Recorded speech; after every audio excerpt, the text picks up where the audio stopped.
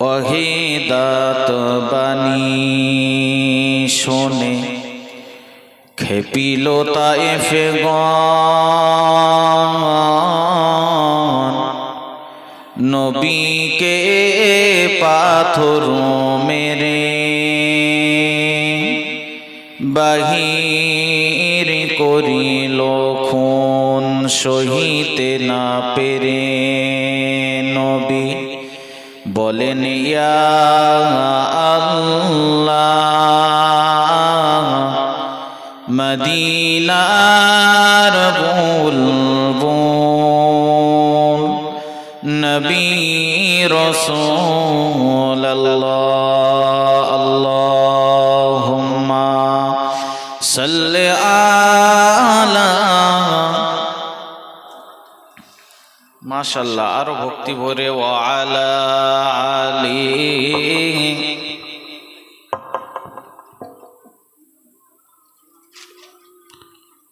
ডেকে না রাসূলুল্লাহ,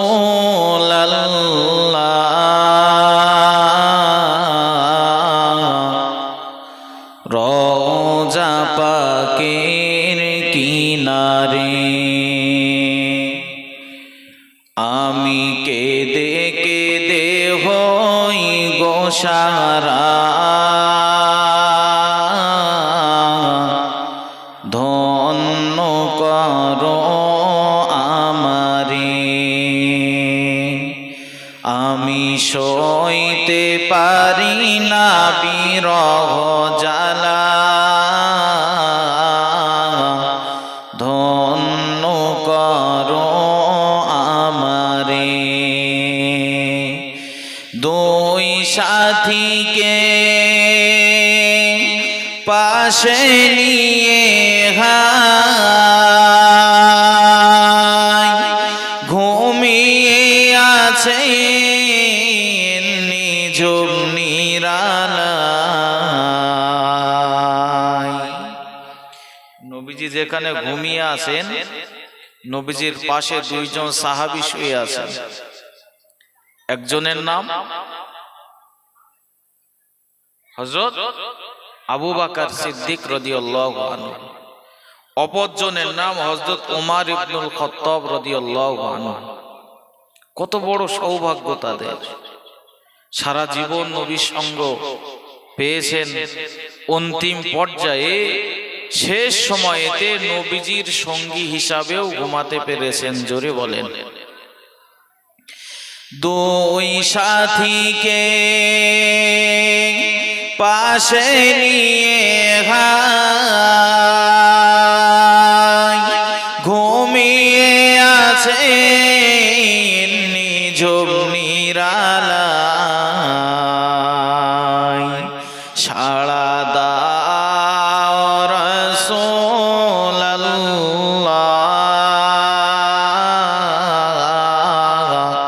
ডাকি ওয়াদম তোমারে। আমি কেঁদে কেঁদে হই গো সারা,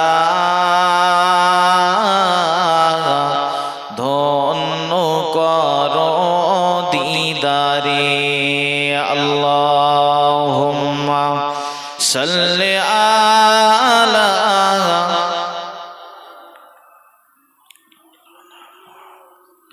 ওয়া আলা আলি সাইয়্যিদিনা।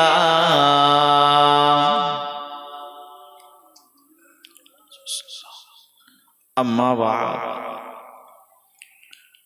ফাউযু বিল্লাহি মিনাশ শাইতানির রাজীম। বিসমিল্লাহির রহমানির রহিম।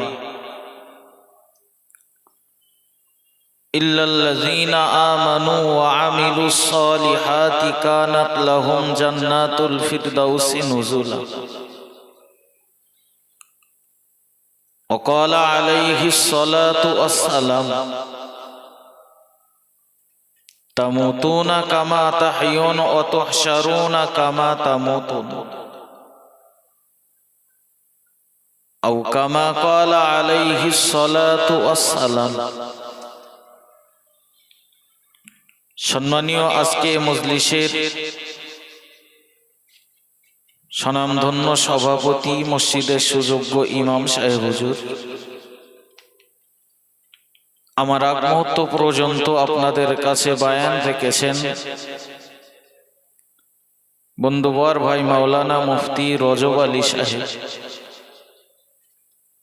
সম্মুখে বসে থাকা দ্বীন ধর্মজ্ঞান পিপাসু প্রিয় শ্রোতা মণ্ডলী, মাইকের আওয়াজে কান লাগিয়েছেন স্নেহময়ী মমতাময়ী মা ও বোনেরা, আল্লাহর দরবারে শুকরিয়া জ্ঞাপন করি যিনি আমাদিগকে অত্যন্ত ভালোবেসে পছন্দ করে এমনই একটি জান্নাতি বাগানে বসার মতো সুযোগ করে দিয়েছেন, যে জান্নাতি বাগানে বসলে প্রিয় নবীর ভাষায় জীবনের সমস্ত সগীরা গুনাহগুলো আল্লাহ মাফ করে দেন। তো সুবহানাল্লাহ বলেন, প্রতিজ্ঞা করেছেন জীবন যাই যাবে সুবহানাল্লাহ আলহামদুলিল্লাহ বলবোই না, প্রতিজ্ঞা আছে। সুবহানাল্লাহ আলহামদুলিল্লাহ বললে তো আল্লাহ খুশি হয়ে যায়। একটা হাদিসে এসেছে, আসমান এবং জমিনের ভিতরে যা কিছু আছে সুবহানাল্লাহি ওয়া বিহামদিহি বললে সব পূর্ণ হয়ে যায়। সুবহানাল্লাহ। এ মজলিসে বসা সবার সৌভাগ্য হয় না বাবা। নিশ্চিত আল্লাহ আমাদিগকে পছন্দ করেন, ভালোবাসেন বলি এমনই গুরুত্বপূর্ণ মজলিসে বসার সুযোগ করে দিয়েছেন। শুকরিয়া আদায় করি, মন খুলে উচ্চ আওয়াজে সকলে বলি আলহামদুলিল্লাহ। প্রিয় নবীর শানে জানাই প্রাণ ভরা ভক্তি ভরা দরুদ ও সালাম। মহব্বত সহিত বলি সাল্লাল্লাহু আলাইহি ওয়াসাল্লাম। প্যারে হাজিরিন, আমার আগ মুহূর্ত পর্যন্ত মুফতি সাহেব আপনাদেরকে কি বায়ান করছিলেন আমি শেষ মুহূর্তে কিছু শুনছিলাম, সেটা মানব আত্মাকে কিভাবে সংশোধন করতে হবে তার কিছু টিপস বলছিলেন। যে মানুষ হয়ে শুধু জন্মগ্রহণ করলে হবে না, বরং মানুষ হয়ে মানুষের মতো যদি গড়ে উঠতে হয় তাহলে শরীয়তের নির্দেশমালাগুলো গলায় পরাতে হবে।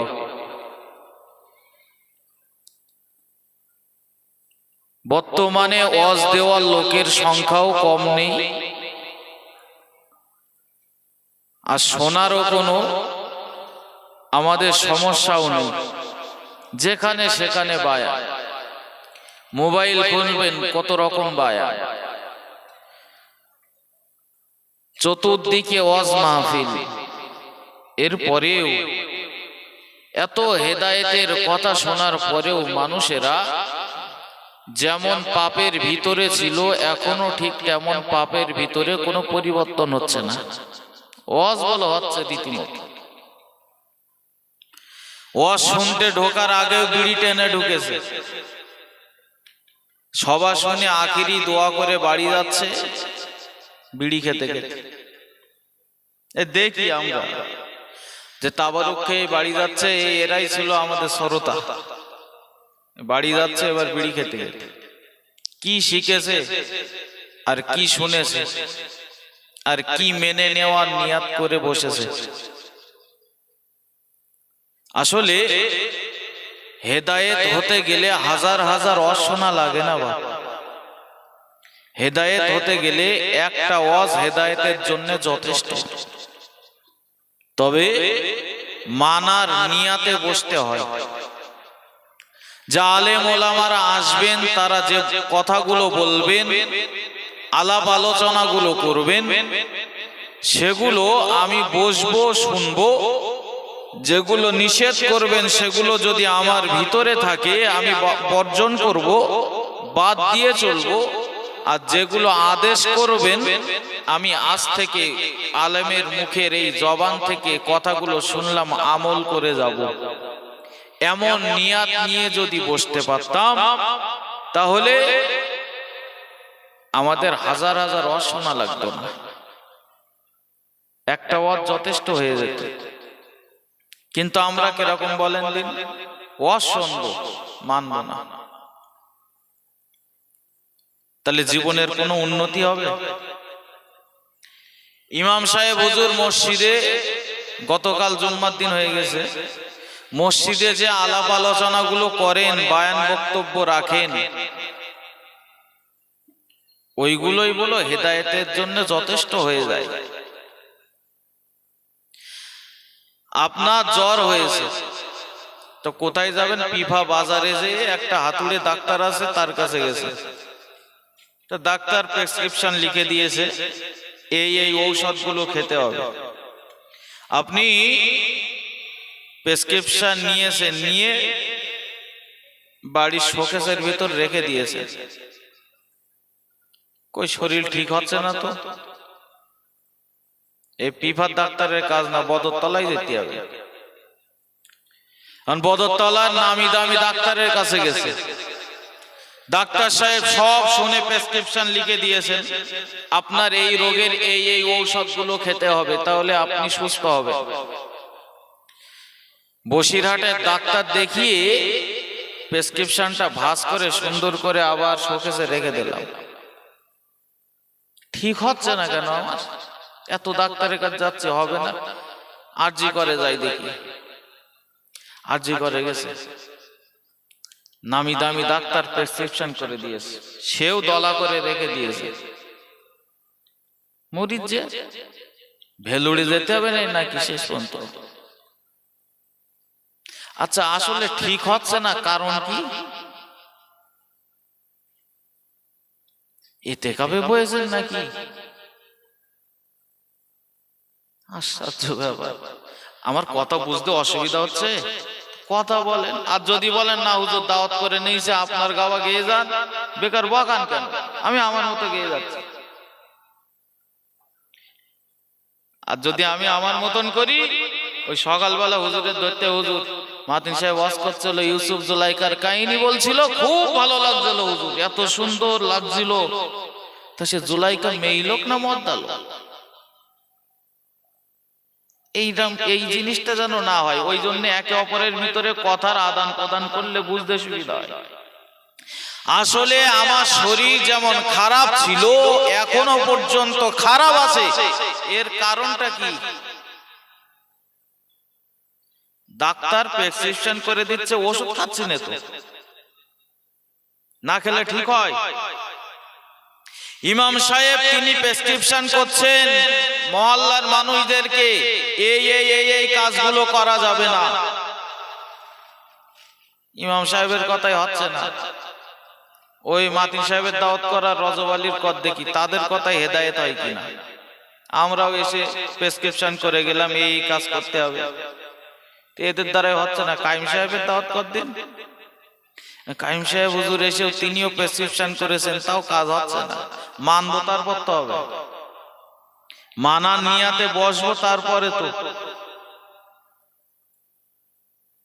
মুসলমানেরা ভালো করে মাথায় রাখুন, আল্লাহর মহান ওলি হযরত মালিক ইবনে দিনার রাহমাতুল্লাহ আলাইহি তিনি বলেছেন, আমার হেদায়েত হওয়ার পিছনে একটা রাত্রির স্বপ্ন আমার হেদায়েতের কারণ হিসাবে দাঁড়িয়েছে। জোরে বলেন সুবহানাল্লাহ।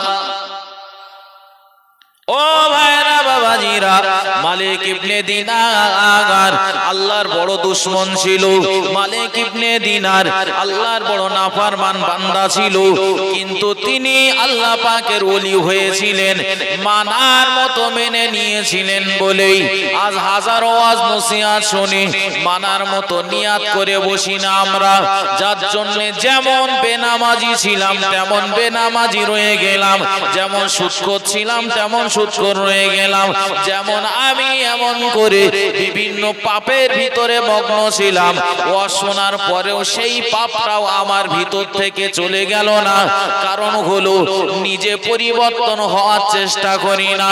আল্লাহ কোরআন শরীফের ভিতরে জানিয়েছেন, আমি আল্লাহ ততক্ষণ পর্যন্ত কাউকে পরিবর্তন করি না যতক্ষণ না পর্যন্ত সে নিজে পরিবর্তন হওয়ার চেষ্টা না করে। মালিক ইবনে দিনার রাহমাতুল্লাহ আলাইহি বললেন, আমার হেদায়েত হওয়ার পিছনে একটা মাত্র রাত্রির স্বপ্ন যথেষ্ট হয়ে গেছে। কোনো এক রাতের বেলা আমি ঘুমিয়েছিলাম, হঠাৎ করে স্বপ্ন যোগে দেখতে পেলাম একটা বিরাট অজগর সাপ আমাকে তাড়া করে চলেছে, ধাওয়া করেছে, আমার পিছু নিয়েছে। আমি ভয়তে দৌড়াতে লাগলাম, দৌড়াতে দৌড়াতে দেখতে পেলাম সামনে একটা জয়ীফ মানুষ, একটা বৃদ্ধ মানুষ। আমি বৃদ্ধ মানুষটাকে ডাক দিয়ে বললাম, ওগো চাচা যান, আমার পিছু নিয়েছে একটা বিরাট বড় অজগর সাপ, অজগর সাপের হাত থেকে আমাকে বাঁচান। বৃদ্ধ মানুষটা বলল, আমি তোমাকে বাঁচাতে পারবো না, আমি খুব দুর্বল মানুষ, অন্য কোথাও যাও। দৌড়াতে লাগলেন, দৌড়াতে দৌড়াতে সামনে দেখে ছোট্ট একটা বাচ্চা, বাচ্চা অন্য কেউ নয়, বাচ্চাটা হলো তার নিজের কলিজার টুকরি সন্তান, একটা মেয়ে ছোটবেলায় তিনি হারিয়েছিলেন। সেই মেয়েটার সঙ্গে দেখা, মেয়েটা জড়িয়ে ধরেছে, আব্বা দৌড়াচ্ছ কেন? বলে আমার পিছু নিয়েছে একটা বিরাট অজগর সাপ, আমাকে বাঁচাও। ওগো আমার আব্বা জান, আমি আপনাকে কেমন করে বাঁচাবো? বলে না বাঁচালে আমি পারবো না। আমার সঙ্গে একটা বৃদ্ধ মানুষের দেখা হয়েছিল, সেও আমাকে বাঁচাতে পারলো না। বলে আব্বা জান, ওই বৃদ্ধ মানুষটা অন্য কেউ নয়, ওই বৃদ্ধ মানুষটা হলো আপনার জীবনের নেক আমলগুলো। আর ওই যে সাপ তাড়িয়ে বেড়াচ্ছে, ওই যে সাপ তাড়িয়ে তাড়িয়ে আপনাকে ধাওয়া করে চলেছে, সেটা হলো আপনার জীবনের বদ আমলগুলো। এখন আপনার যদি নেক আমল যদি বেশি থাকতো, তাহলে আপনাকে তো নিষ্কৃতি দেয়া যেত। ওগো আমার আব্বা জান, আমি আপনার কলিজার টুকরি বললাম, আজ থেকে তওবা করে নাও, আজ থেকে গুনার কাজ ছেড়ে দাও। এক আল্লাহকে আল্লাহ বলে যেমন মেনে নিয়েছো, ঠিক মেনে নেওয়ার মতো মেনে নিতে হবে। ঘুমটা ভেঙে গেল, এমন তওবা করেছে, আল্লাহ পাকের ওলি বান্দা হয়ে গেছে। জোরে বলেন সুবহানাল্লাহ। আমরাও যদি ওই রকম দৃঢ় প্রতিজ্ঞা নিয়ে ওয়াজের মজলিসে বসতাম, পরিবর্তন হব, এত কিছু লাগতো না।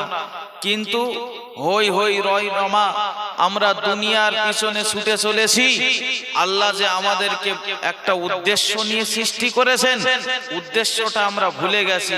আমার আল্লাহ যে কিসের জন্য সৃষ্টি করেছেন সেদিকে আমাদের মোটেও খেয়াল নেই। আমরা যারা এখানে বসে আছি সবাই আমরা বলি আমরা ঈমানদার মুসলমান, কিন্তু সত্য সত্য ঈমানদার মুসলমান হতে গেলে আল্লাহর হুকুম না মানা পর্যন্ত তো আমি দাবি করতে পারি না।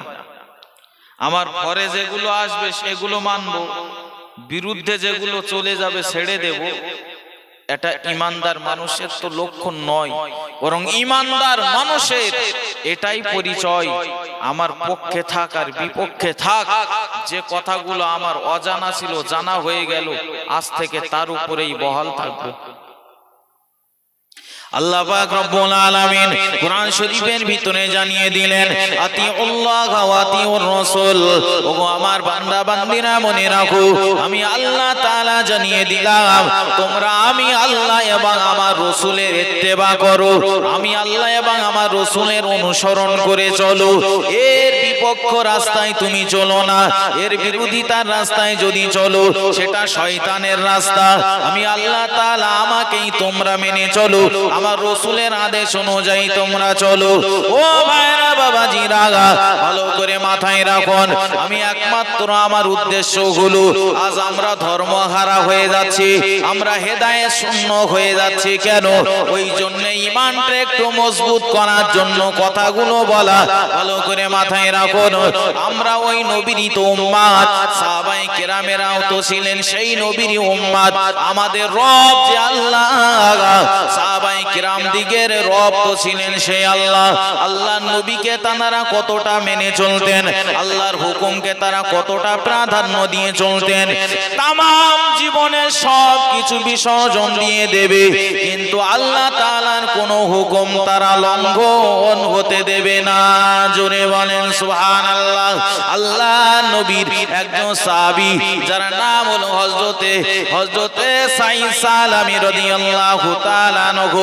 হযরত সাঈদ সালামী এত পরিমাণে কালো সাহাবী, যাকে বলা হতো গুরাবুল আরব, আরবের ডাড় কাক। কাকের শরীরের যে কালা রং সেটা কেমন, লাল না হলুদ? কুসকুসে কালো না? গুরাবুল আরব বলা হতো। এত কালো সাহাবী হযরত সাঈদ সালামী, তাকে বলা হতো গুরাবুল আরব, ডাড় কাক, আরবের কালো কাক। দেখতে একেবারেই বিশ্রী, ঠোঁট দুটো মোটা, কিন্তু সাহাবীর মনে সুখ শান্তি নেই। একটা গাছের নিচে চুপচাপ বসে আছে, মন খারাপ। আল্লাহ পাকের প্রিয় নবী মুহাম্মদুর রাসূলুল্লাহ সাল্লাল্লাহু আলাইহি ওয়াসাল্লাম হুজুর আমার, তিনি এবার ওই সাঈদ সালামীর পিছন দিক থেকে চোখ দুটো বন্ধ করে দিয়েছে, কণ্ঠস্বর পাল্টে দিয়েছে। আমরা এরকম অনেক সময় করি না, পিছন দিক থেকে যে চোখ ধরি, এই কে রে কে রে, নাম না বলতে পারলে ছাড়বো না। তো নবীজিও চোখ ধরেছেন, তাহলে ভাই তুমি কে, আমার মন খারাপ, খুব চোখ ছেড়ে দাও। নবীজি গলার কণ্ঠস্বর অন্য করে দিয়ে বলছেন, আমার নাম বলো আগে। সুবহানাল্লাহ বলে। নবীজি মাঝে মাঝে কৌতুক করতেন, মাঝে মাঝে কৌতুক করতেন। হাদিস শরীফে এসেছে, নবীজি সাহাবায়ে কেরামদেরকে ডাকলেন, আবু বকর আছে, ওমর আছে, উসমান আছে, আলী আছে, কয়েকজন সাহাবীকে নিয়ে নবীজি বসে আছেন। মাঝখানে আছে একটা খেজুরের প্লেট, খেজুর খাচ্ছে সবাই। বাবা সবাই খেজুর খাও, খেজুর খাচ্ছেন। নবীজি হঠাৎ করে বলে উঠলেন, এত বড় পেটুক তো তোমাদের দেখিনি, সামনে দিছি বলে এত খাওয়া খেতে হবে, একটু আস্তে খাও। সাহাবায়ে কেরামেরা তাকাতাকি শুরু করে দিয়েছে। এই জীবনে নবী এরকম বলিনি, আর আজকে হঠাৎ আমাদের এরকম বলেছে, মান সম্মানের ব্যাপার।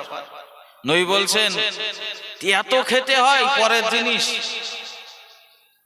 অনেকে দেখবেন পরের জিনিস খায় কিরকম, বাড়ি গোস্ত কিনেছে 1 কেজি, তাতে আলু কেটে দেছে 500, আর খায় আলু খায় আর বলে আলুই স্বাদ, আলুই স্বাদ, আলু ভালো লাগে, গোছে আলু না দিলে হয়। আর কুটুম বাড়ি গেছে, বাই চান্স একটা আলু পড়েছে, তুলেই সিলিপসি, ওর স্থান প্লেটে থাকে। তো নবী যখন বলছেন সব থেকে যার সামনে খেজুরের আঁটি বেশি সেই বড় পেটু। তাকিয়ে দেখে হযরত আলীর সামনে খেজুরের আঁটি ঢিবে গেছে। নবী আর আলীর ভিতরে সম্পর্ক কি? শ্বশুর জামাই লজ্জা লাগবে তো, হায় আল্লাহ আমার সামনে এত বেশি, এদের সামনে তো এত নেই, লজ্জা লেগে গেছে। হযরত আলী রাদিয়াল্লাহু আনহু বলছেন, শোনো ভাইরা, আমি না হয় পেটু খেয়েছি অনেক,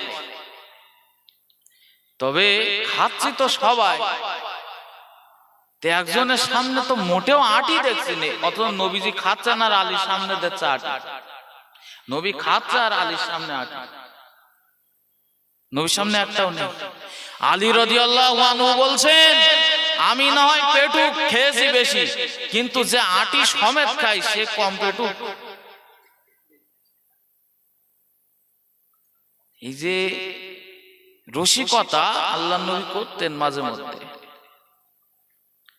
তো নবীজি চোখ ধরে রেখেছেন, হাত স্পর্শ করে বুঝতে পেরেছেন আল্লাহ নবী, বলছেন আপনি আল্লাহর নবী। হাত ছেড়ে দিলেন, দেওয়ার পরে বলছেন, বাবা তোমার মন খারাপ কেন, গাছের নিচে এমন করে বসে আছো? বাবা সাঈদ সালামি, তুমি নতুন কলেমা পড়ে ঈমান গ্রহণ করেছো বাবা, পূর্বের ধর্মের কথা কি তোমার মনে পড়ে গেল নাকি? পূর্বের ধর্মের কথা তোমার কি স্মরণ হয়ে গেল নাকি? বাড়ির কথা মনে পড়ে, মায়ের কথা মনে পড়ে, এই জন্য তোমার মনটা এত খারাপ। আল্লাহ নবী সাহাবী হযরত সাঈদ সালামি রাদিয়াল্লাহু তাআলা আনহু বললেন, ইয়া রাসূলুল্লাহ, ইয়া হাবিবাল্লাহ, হুজুর কলেমা পড়ে ইসলাম কবুল করেছি, পিছনের ধর্মের কথা ভুলে গেছি, আব্বার কথা মনে পড়ে না, মায়ের কথা মনে পড়ে না, বাড়ির কথা আমার মনে পড়ে না, তবে আমার মনে একটাই দুঃখ, একটাই কষ্ট। ইয়া রাসূলুল্লাহ, আপনি হাদিসের ভিতরে জানিয়েছেন, আন-নিকাহু মিন সুন্নতি, বিবাহ করা হলো আমার সুন্নাত। ইয়া রাসূলুল্লাহ, ইয়া হাবিবাল্লাহ, আমি গোরাবুল আরব, আমি একটা কালো মানুষ, আমার দেখতে ভালো নয়, আমার সুদর্শন নাই, আমার মদিনার কোন মেয়ে আমাকে দেখে পছন্দ করে না, যে বাড়িতে আমি বিয়ের পয়গাম নিয়ে যাই ওই বাড়ি থেকে আমাকে তাড়িয়ে দেয়, কেউ আমার সঙ্গে বিয়ে দিতে চায় না। আল্লাহর নবী, ওগো আল্লাহর নবী, এই জন্য আপনার একটা সুন্নাত আমার ভিতর থেকে চলে যাওয়ার জন্য আমি সাঈদ, আমার দিলটা বড় খারাপ। জোরে বলেন সুবহানাল্লাহ, আরো জোরে বলেন সুবহানাল্লাহ। ভাবা যায় একটা সুন্নাত চলে যাচ্ছে, তার জন্য মন ভালো না।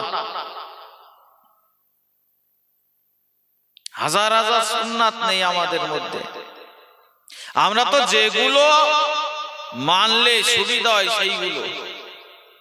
ভাত খাওয়ার পরে বলছে মিষ্টি কই, তাহলে সে করা হয়নি, তাহলে জানিস নি মিষ্টি খাওয়া সুন্নত। নবীর একটা সুন্নত আমার আজকে পালন হবে না, অথচ যে বলছে শুক্রবার আসলে কোথায় টুপি রেখেছে খুঁজতে লাগে 15 মিনিট, টুপি যে কোন জায়গায় আছে খুঁজে পাচ্ছে না। টুপি পরাও তো নবীর সুন্নাত, ও মানার বেলায় নাই। খাওয়ার পরে মিষ্টি খেতে হবে। মুসলমানেরা মাথায় রাখুন, ও ভাইরা বাবাজিরা, আমি প্রসঙ্গ এড়িয়ে যাব না, ভালো করে উপলব্ধি করুন। আল্লাহর নবী সাহাবী হযরত সাঈদ সালামি রাদিয়াল্লাহু তাআলা আনহু, হযরত সাঈদ সালামি রাদিয়াল্লাহু তাআলা আনহু, তিনি দিলটা খারাপ করে বসে রইলেন। ইয়া রাসূলুল্লাহ, ইয়া হাবিবাল্লাহ, হুজুর আপনি হাদিসে জানিয়েছেন, আন-নিকাহু মিন সুন্নতি, বিবাহ করা হলো আমার সুন্নাত। ইয়া রাসূলুল্লাহ, ওই জন্য বিবাহ আমি করতে পারছি না বলে আমাকে দেখে কেউ পছন্দ করে না, আমার সঙ্গে কেউ মেয়ে বিয়ে দেওয়ার জন্য রাজি হয় না, যার ফলে আমার মনটা অনেক খারাপ। আল্লাহর নবী সাহাবায়ে কেরামের মুখের দিকে তাকিয়ে প্রিয় নবীর দিলে কষ্ট হলো। ও আমার সাহাবী, ওগো আমার সাহাবী সাঈদ, আমি রাসূলুল্লাহ যদি তোমাকে বিবাহের ব্যবস্থা করে দেই, তাহলে কি তুমি রাজি হয়ে যাবে? অন্য কোন মেয়ে নয়, যে মেয়েটাকে বলা হতো, যে মেয়েটা হযরত ওহাব, আমর ইবনে ওহাবের মেয়ে, যে মেয়েটাকে হুরে মদিনা বলা হয়, মদিনার সব থেকে সুন্দরী নারী, আমর ইবনে ওহাবের মেয়ের সঙ্গে যদি তোমার বিবাহটা আমি ঠিক করে দেই, এই বিবাহে কি তুমি রাজি আছো? হুজুর কি বলেন আপনি? মোটে বিয়ে হচ্ছে না, যেমন তেমন মেয়ে হলে হতো। আপনি হুরে মদিনা, মদিনার একটা রমণী, যে মেয়ের কথা সমস্ত মদিনাবাসীর মুখে সব থেকে সুন্দরী সুদর্শনা মেয়ে, ওই মেয়ের সঙ্গে আপনি আমার বিয়ের কথা বলছেন, না চাইতেই চাঁদ হাতে। হুজুর দেবে তো? আমি বলেছি আতিউল্লাহ ওয়া আতিউর রাসূল, নবীকে ইত্তেবা করো, নবী যেটা বলবেন সেটা মেনে নাও। সাহাবায়ে কেরামেরা নবীর কথাগুলো কতটা মান্যতা দিতেন। আল্লাহ পাকের নবী মুহাম্মদুর রাসূলুল্লাহ সাল্লাল্লাহু আলাইহি ওয়াসাল্লাম, হুজুর আমার এবার তিনি বললেন, ও আমার সাহাবী সাঈদ, যাও চলে যাও আমর ইবনে ওয়াহাবের বাড়িতে চলে যাও। গোটা আরব দেশের ভিতরে নাম করা ধনী মানুষ, বিরাট ধনী মানুষ, আমর ইবনে ওয়াহাবের বাড়িতে পয়গাম নিয়ে যাও, গিয়ে তুমি বলো আল্লাহর নবী আমার সঙ্গে তোমার মেয়ের বিবাহটা ঠিক করেছেন। দৌড়াতে লাগলেন, দৌড়ে যে আমর ইবনে ওয়াহাবের বাড়ির সামনে যে সালাম দিলেন, আসসালামু আলাইকুম ইয়া আহলাল বাইত। একটু মন খুলে বলেন না সুবহানাল্লাহ। কারো সামনে গেলে, কারো বাড়ির সামনে গেলে সালাম দিতে হয়, এটা নবীর সুন্নাত, আদর্শ। আমরা এ সুন্নাত মানি ভাই। আমরা তো কারো বাড়ি যাই, চাচা বাড়ি আছে, আমরা বাড়ি যাই, কারো ভাই বাড়ি আছে, ভাবি ডাইরেক্ট যাচ্ছি। কিন্তু এটা নবীর আদর্শ নয়। বাড়ি যাব, সালাম দেব, এটাই নবীর সুন্নাত। জোরে বলে। আজ থেকে আমরা বিরাট কিছু শিখে যেতে হবে না, একটা হাদিস শিখে যাই, আমরা বাড়ি যাব, আজ থেকে আমরা সালাম দেব ইনশাল্লাহ। ইনশাল্লাহ বলেন। আমি জানি প্রথম একটু অসুবিধা হবে। আজকে তাবারুক খেয়ে বাড়ি যাবেন, বাড়ি যেয়ে সালাম দেবেন, আপনার স্ত্রী আপনার বলবে, আপনার সঙ্গে বিয়ে হয়েছে কম হলে ওই 17-18 বছর, কোনোদিন সালাম দিলে না, হঠাৎ করে আজকে সালাম দিচ্ছ, কেতে কি বাবা, চিনতে পারছো না নাকি? আপনার লজ্জা লাগবে তখন একটু, কিন্তু বলবেন যে না, মাতিন সাহেব বলেছে স্ত্রীর সঙ্গে দেখা হলেও সালাম দিতে হয়, এটা নবীর সুন্নাত। বহু লোক আমাদের সঙ্গে বলে, জানেন হুজুর আয় ব্যয় যা করি খারাপ না, ভালোই রোজগার করি, কিন্তু পয়সা করে রাখতে পারি না। আবার দ্বিতীয়ত কথা, বাড়ি গেলে অশান্তি, বাড়ি যাব জানাত করে কথা বললে ভালো শোনে না, শুনবে কি? বাড়ি অশান্তি হবে তো। বাড়ি যেয়ে কি আমরা সালাম দেই? বাড়ি যেয়ে সালাম দেবো, সালাম শব্দের অর্থ কি? আমি বললাম আসসালামু আলাইকুম, তার মানে কি? আল্লাহ তোমার উপরে তার রহমত নাজিল করেন। জোরে বলেন না সুবহানাল্লাহ।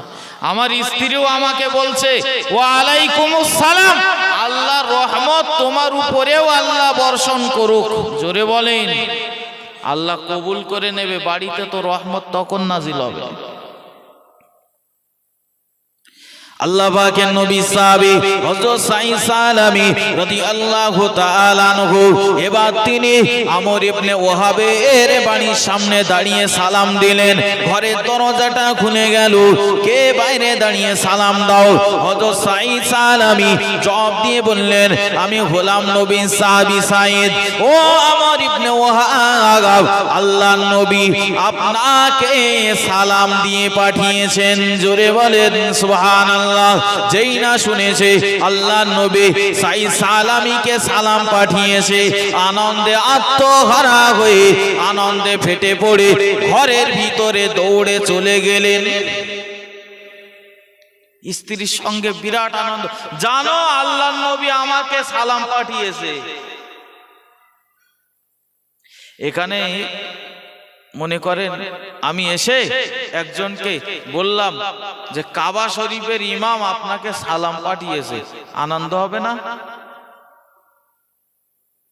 নবী পাঠাচ্ছেন সালাম। আচ্ছা, এখন সালাম পাঠিয়েছে, উত্তরে কি বলবে? ঠিক আছে। কেউ যদি সালাম পাঠায়,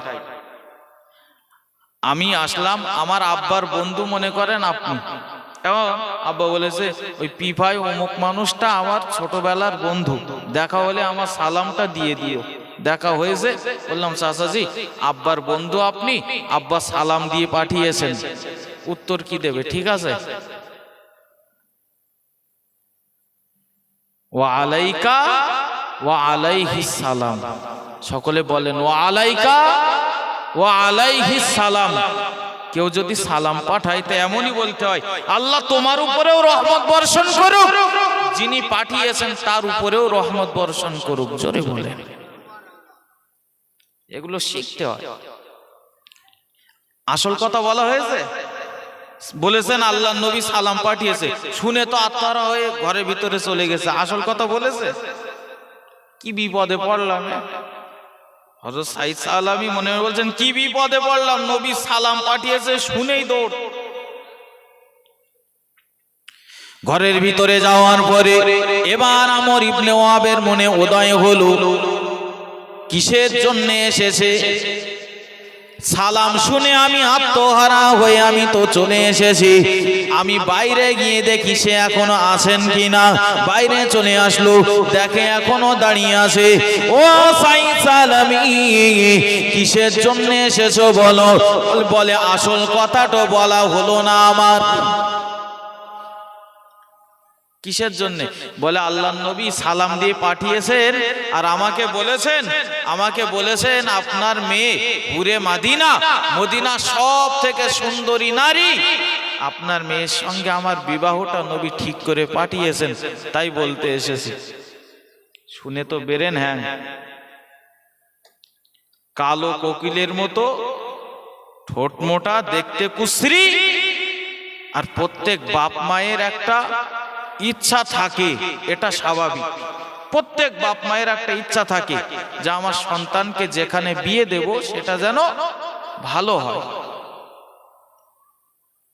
আমরা তো দেখতে শুনতে আগে বিচার করি দুনিয়ার মাল।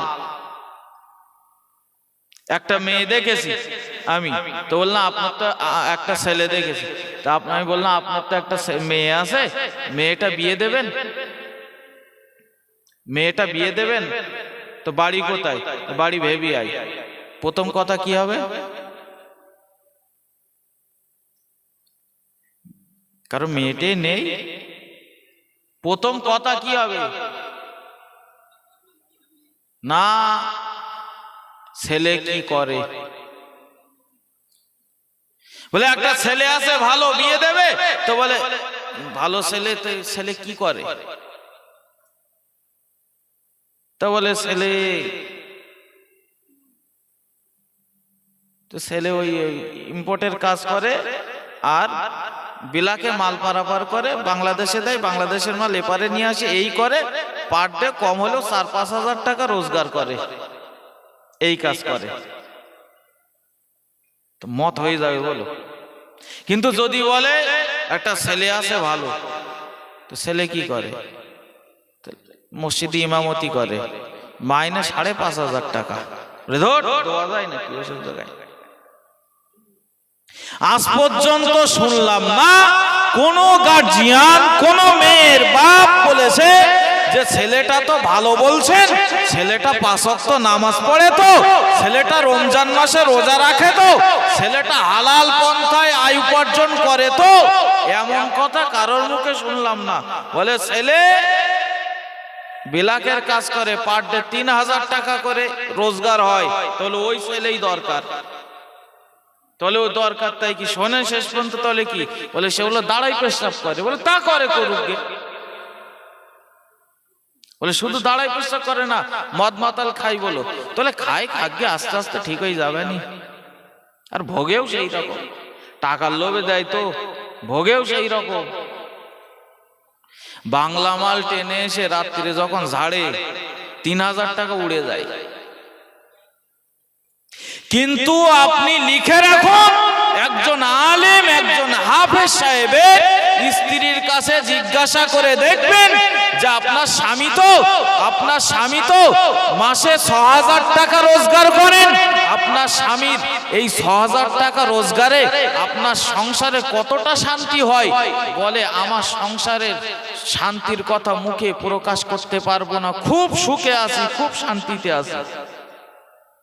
কিন্তু যে ৩০০০ টাকা পার ডে রোজগার করে তার বাড়িতে জিজ্ঞাসা করবেন বিরাট আনন্দে আছো তো, ৩০০০ টাকা করে কামাই করে স্বামী, তলে সে আর বলু না, রাতটা হতি দাও, উশাস ঠুসঠাস কত কি শোনবা বাড়ির পাশে এসে টাকার লোক। হযরত সাঈদ সালামী রাদিয়াল্লাহু তাআলা আনহু তিনি এবার যখন প্রস্তাবটা দিয়ে দিলেন, স্ত্রীর কাছে চলে গেল, ও আমার বিবি গোরাবুল আরব সাঈদ সালামী, কালো কুৎসিত কদাকার দেখতে, যাকে কেউ মেয়ে দিতে চায় না, ওই ছেলে আমার মেয়েকে বিয়ে করবে বলে আমার কাছে সে বলতে এসেছে। স্ত্রী বলে আমার পছন্দ হয় না, স্বামী বলে আমার পছন্দ হয় না। ওগো সাঈদ সালামী, যাও চলে যাও, তোমার সঙ্গে আমার মেয়ের বিয়ে হবে না। হযরত সাঈদ সালামী মনটা খারাপ করে এবার বাড়ির দিকে রওনা, আল্লাহর নবীর বাড়ির দিকে রওনা। আর মেয়ে হঠাৎ করে বার হয়ে আব্বাকে জিজ্ঞাসা করে, আব্বা জান কি হয়েছে বলুন, মায়ের সঙ্গে কি আলোচনা করছিলেন বলুন। তেমন কিছু না মা, তোমার শোনা লাগবে না, তুমি যাও। বলে না, বলেন কোনো ভাইটাল কিছু না। হযরত আমর ইবনে ওয়াবের মেয়ে এবার আব্বাকে ডেকে বলে, আব্বা জান, যে নবী সালাম পাঠালে, যে নবী সালাম শোনার পরে আনন্দে আত্মহারা হয়ে যান, মায়ের সঙ্গে আনন্দ করেন, আমার সঙ্গে আনন্দ করেন, ওই নবী একটু আগে সালাম পাঠিয়েছিলেন, আপনি এত পরিমাণে আনন্দ হয়েছিলেন, দেখো দেখো আল্লাহর নবী তিনি আমাকে সালাম পাঠিয়েছে, যে নবী সালামে এত পরিমাণে খুশি হয়ে যান, ওই নবীর প্রস্তাব আপনি কেমন করে ফিরিয়ে দিলেন আব্বা? আমি সবকিছু শুনতে পেয়েছিলাম, আমি দরজার পাশে দাঁড়িয়ে দাঁড়িয়ে শুনছিলাম, আল্লাহ নবী তিনি পাঠিয়ে দিয়েছেন এই গোরাবুল আরব সাঈদ সালামীকে আমার বিয়ের জন্য পাঠিয়েছে। ও আমার আব্বা জান, আপনার মত নাও থাকতে পারে, আমার মায়ের মত নাও থাকতে পারে, কিন্তু যে নবী মুহাম্মাদুর রাসূলুল্লাহ সাল্লাল্লাহু আলাইহি ওয়াসাল্লামের শাফাআত ছাড়া আমি জান্নাতে যেতে পারবো না, ওই নবীর কোনদিন আমি অমান্য করে কোনো কিছু করতে পারবো না। আপনাদের মত না থাকলেও, আপনারা মত না দিলেও আমি অ্যাডাল্ট রয়েছি, আমি প্রাপ্ত বয়স্ক হয়ে গেছি, আমি রাসূলুল্লাহর সামনে গিয়ে বলবো, আব্বা মায়ের মত না থাকলেও আমি তো রাজি রয়েছি এই বিবাহে।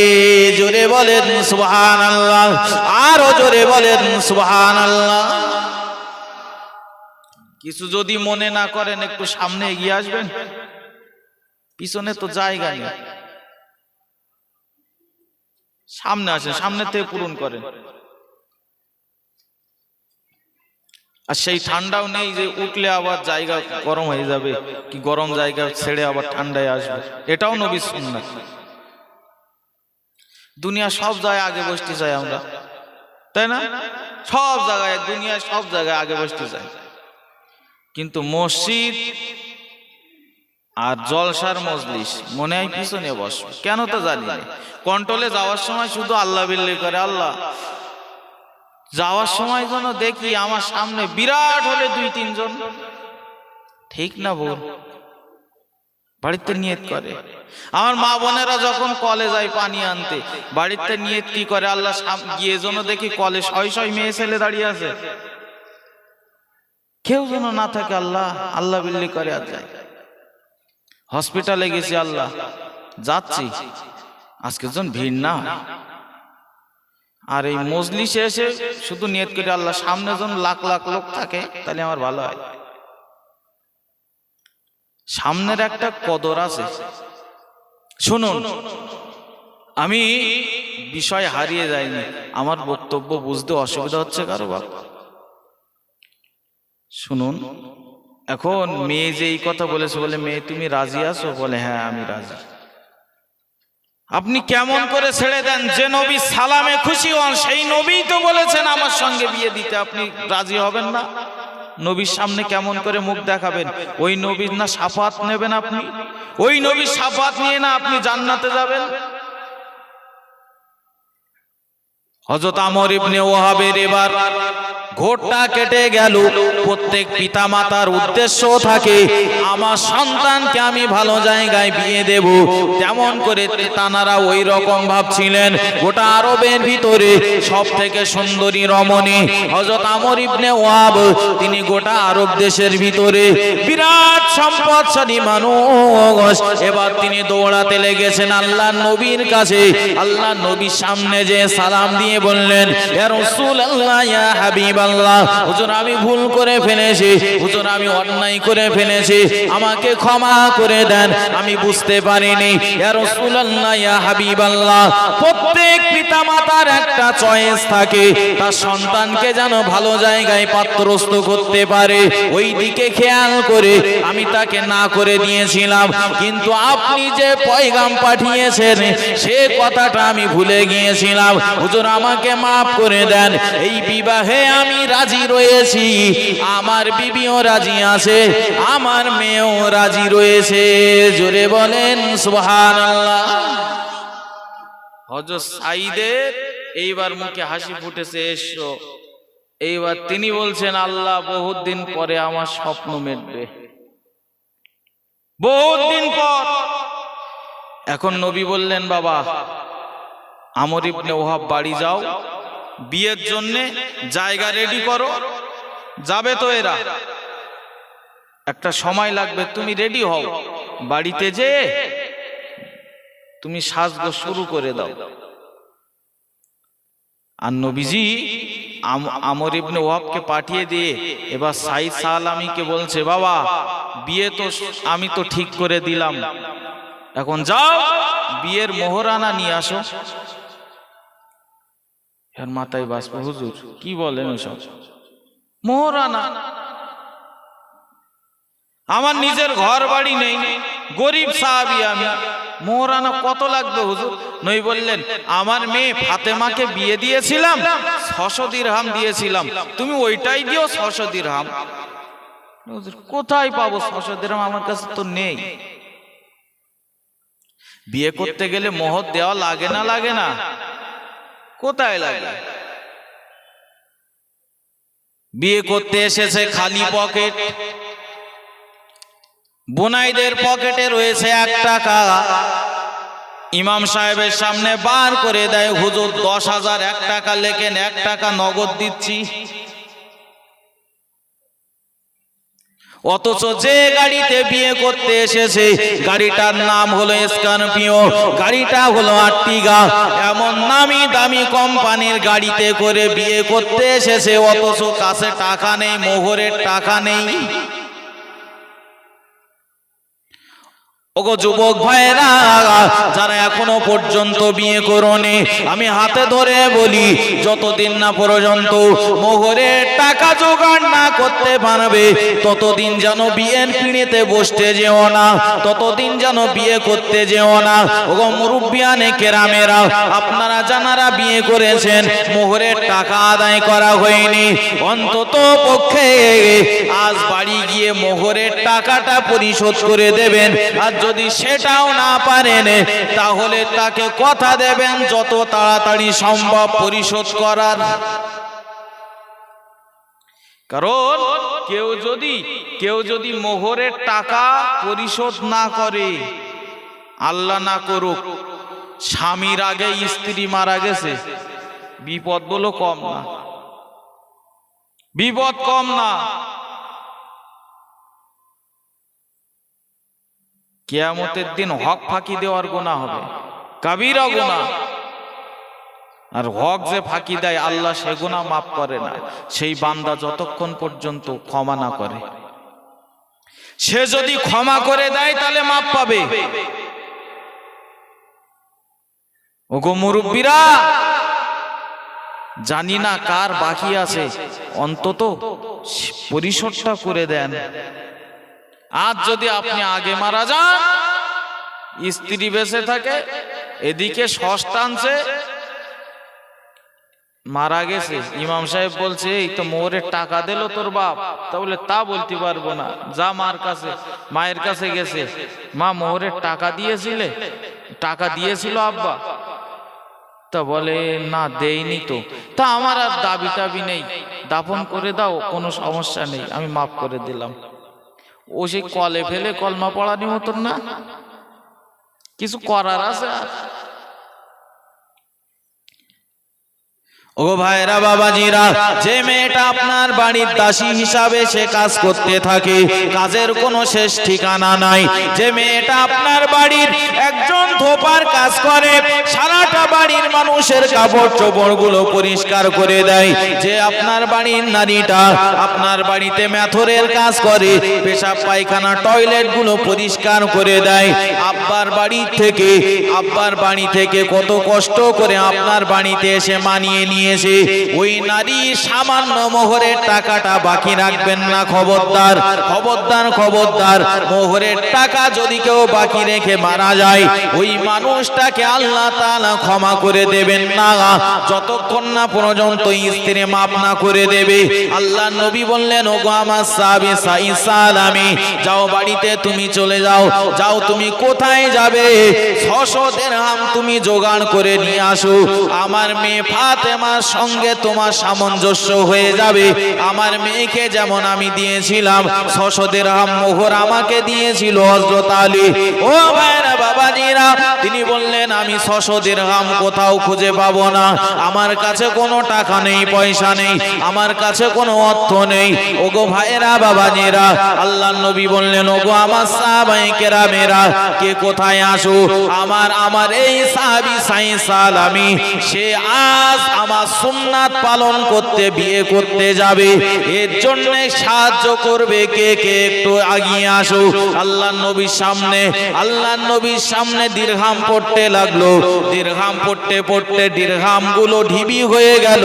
প্রিয় নবী এবার গুনতে বললেন, গুনতে গিয়ে দেখা গেল নবীর সামনে পড়ে রয়েছে 900 দিরহাম। জোরে বলেন সুবহানাল্লাহ।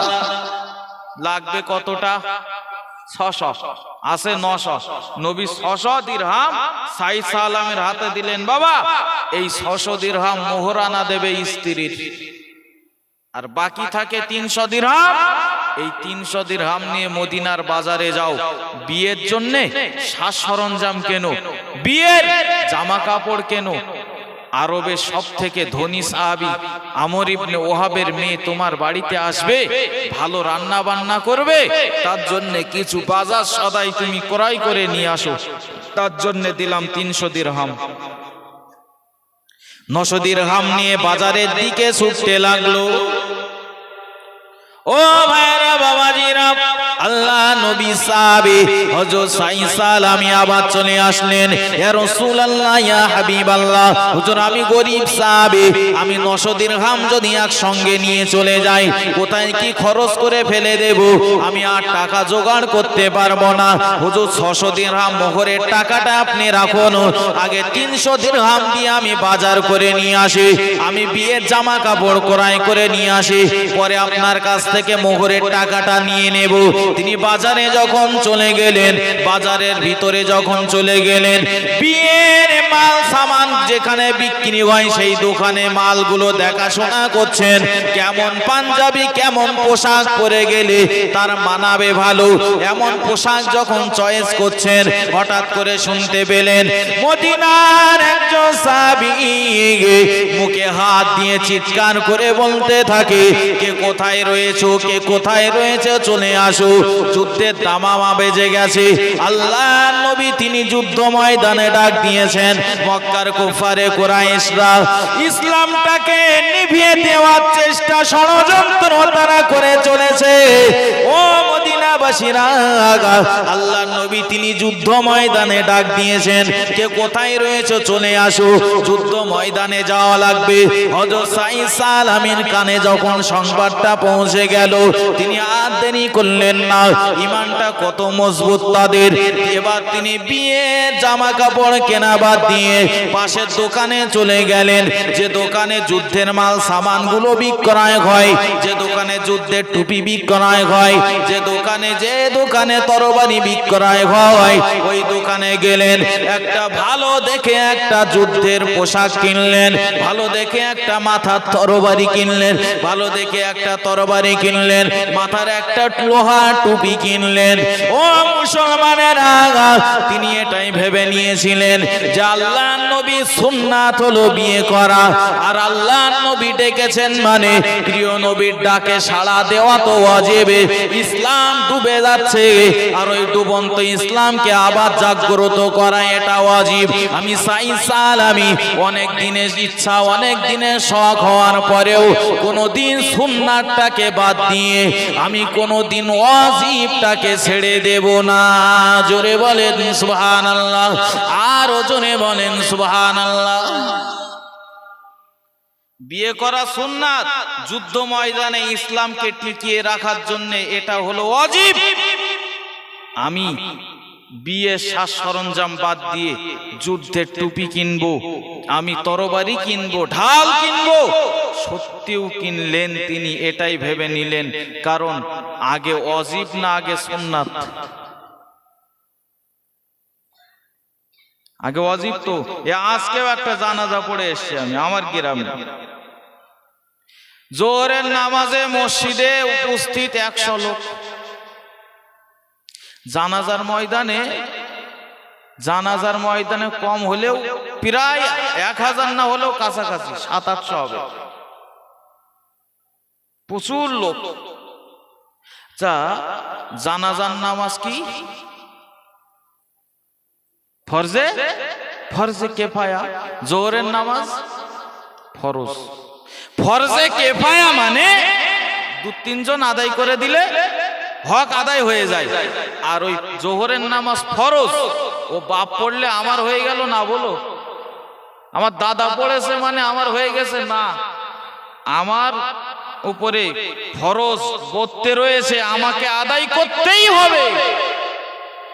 জোহর বাদ দিয়ে জানাজার নামাজ পড়তে যাওয়া এটা বোকামো ছাড়া আর কিচ্ছু না। ঈদের দিন ফজরের নামাজে উপস্থিতির হার 7 জন। কতজন? 7 জন। ঈদগার ময়দানে ঈদগায় ধরছে না। যারা ফজরের নামাজ পড়েছে তারা গিয়ে দেখে সামনে বুকিং হয়ে গেছে 8-10 কাতার, সামনে যাওয়ার লাইন নেই। সারা বছর তোমরা প্রথম কাতারে নামাজ পড়ো, ঈদের দিন বহুত দিন তো ইচ্ছা আছে ঈদের নামাজ পড়বো প্রথম কাতারে, ওই জন্য তোমরা যখন ফজরের নামাজ পড়ছো মসজিদে, সেই ফাঁকে গেছি গোসল করতে, গোসল করে এসে সবার আগে এসে প্রথম কাতারে বসে গেছি। আর সামনে সব ভরাট হয়ে গেছে, ইমাম সাহেবও সামনে যেতে পারছে না, শুধু যেতে দেয়, না দিলে তো হবে না, তো ওই জন্য ইমাম সাহেব সামনে যেতে পারে, তা নাহলে কেউ কারো ক্ষমতা নেই আর এগিয়ে যাওয়ার। অথচ ঈদের নামাজ পড়া এটা হলো ওয়াজিব, ফজরের নামাজ ফরজ। ফজর বাদ দিয়ে ঈদের নামাজ, তার মানে বিয়ে করতে গেছে, বরযাত্রীদের গলা পর্যন্ত খাওয়াচ্ছে, আর বরের সামনে 1 গ্লাস পানিও নেই। রাগ করছেন বাবা? ও মুসলমানেরা, ও ভাইরা, বাবাজিরা, আল্লাহ পাকের প্রিয় নবী, আল্লাহ পাকের প্রিয় রাসূল সাল্লাল্লাহু আলাইহি ওয়াসাল্লাম একজন সাহাবীকে নির্দেশ দিলেন, যাও যুদ্ধ ময়দানে সকলকে আহ্বান করো। সাঈদ সালামী এই কথাটা শোনার সাথে সাথে যুদ্ধের মাল সামানগুলো ক্রয় করে নিলেন, ভালো একটা সুন্দর হেলমেট কিনে নিলেন, একটা শরীরে পরার জন্য যুদ্ধ যুদ্ধের বস্ত্র ক্রয় করলেন, তিনি একটা ঢাল কিনে নিয়ে যুদ্ধ ময়দানে চলে গেলেন, যুদ্ধ করতে লেগে গেছেন। এমন সময় যখন যুদ্ধ ময়দান যখন কায়েম হয়ে গেল, আল্লাহর কি রহমত, ওই যুদ্ধে আল্লাহ তাআলা জয়ের টুপি মুসলমানদের মাথায় পরিয়ে দিলেন। জোরে বলেন সুবহানাল্লাহ। জয় হয়ে গেল মুসলমানদের, মুসলমানেরা জয়ী হয়ে গেলেন। আল্লাহর নবীর একটা অভ্যাস ছিল, যুদ্ধ যখন শেষ হয়ে যাবে হওয়ার সাথে সাথে বাড়ি ফিরে আসতেন না, তিনি সমস্ত যুদ্ধ ময়দানটা হেঁটে হেঁটে খুঁটিয়ে খুঁটিয়ে দেখতেন। কাফেররাও যদি মারা যেত, নবীজি তাদের লাশগুলো ফেলে রেখে চলে আসতেন না।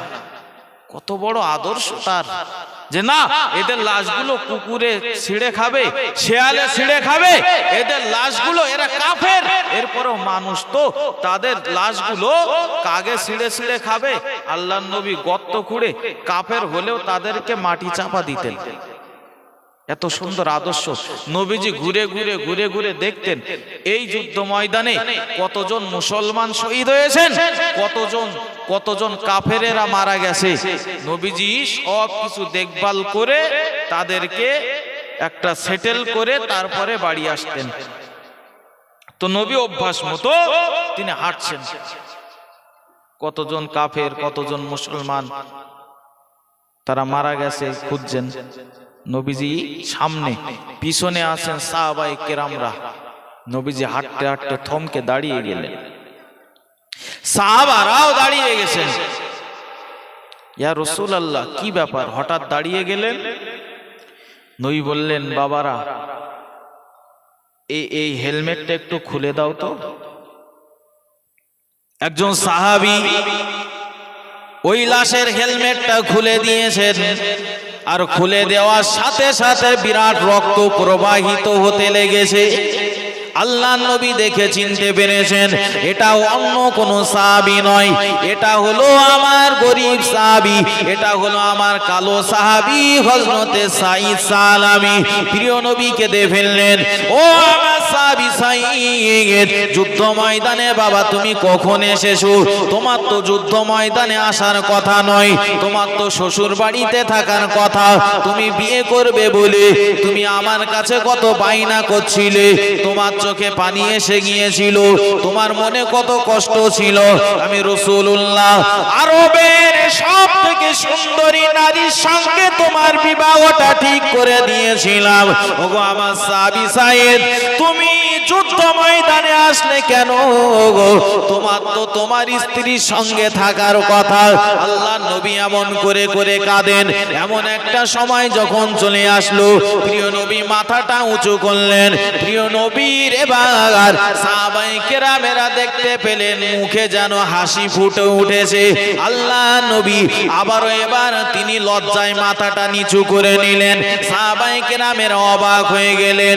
ইয়া রাসূলুল্লাহ, ইয়া হাবিবাল্লাহ, হুজুর আপনি একটু আগে কাঁদছিলেন, আবার মাথাটা উঁচু করে আপনার মুখে হাসি দেখা যায়, আবার আপনি লজ্জায় মাথাটা নিচু করে নিলেন। হুজুরের কারণটা কি আমাদেরকে খুলে বলুন। আল্লাহর নবীজি বলেছিলেন, ওগো আমার সাহাবায়ে কেরামেরা, আমি রাসূলুল্লাহ এই জন্য আমি কাঁদছিলাম তোমরা জানো না। আমার এই সাহাবী সাঈদ বিবাহ হয় না বলে, আমার সুন্নাত পালন করতে পারে না বলে মক্কার কেউ এর সঙ্গে মেয়ে বিয়ে দিচ্ছিল না, যার জন্য এত পরিমাণে মন খারাপ করছিল। আমি রাসূলুল্লাহ তাকে বিবাহ ঠিক করে দিলাম। গোটা আরবের ভিতরে ধনী সাহাবী আমর ইবনে ওয়াহাবের মেয়ে হুরে মদিনা, মদিনার ভিতরে যাকে হুর বলা হতো, সুদর্শনী নারী, ওই সঙ্গে আমি তার বিবাহটা ঠিক করে দিয়েছিলাম। এতো বিবাহ করে আনন্দ করার কথা, শ্বশুর বাড়িতে আনন্দ করার কথা, কিন্তু আমার এই সাহাবী আমাকে এতটা ভালোবাসে।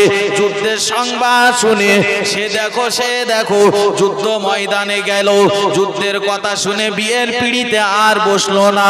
আমাকে এতটা মহব্বত করে, ইসলামটাকে এতটা ভালোবাসে, ইসলামটাকে এতটা সে মহব্বত করে, সে বিয়ে বাদ দিয়ে সে ওই টাকা দিয়ে যুদ্ধের সামানপত্র রুকিনে, সে যুদ্ধ ময়দানে এসে শহীদ হয়ে গিয়েছে। এই জন্য আমি তার মুখের দিকে তাকিয়ে তাকিয়ে কাঁদছিলাম। ওগো আমার সাহাবায়ে কেরামেরা, মাথাটা যখন আমি উঁচু করলাম, আমার মুখে হাসি কেন ফুটে উঠেছিল তোমরা জানো না।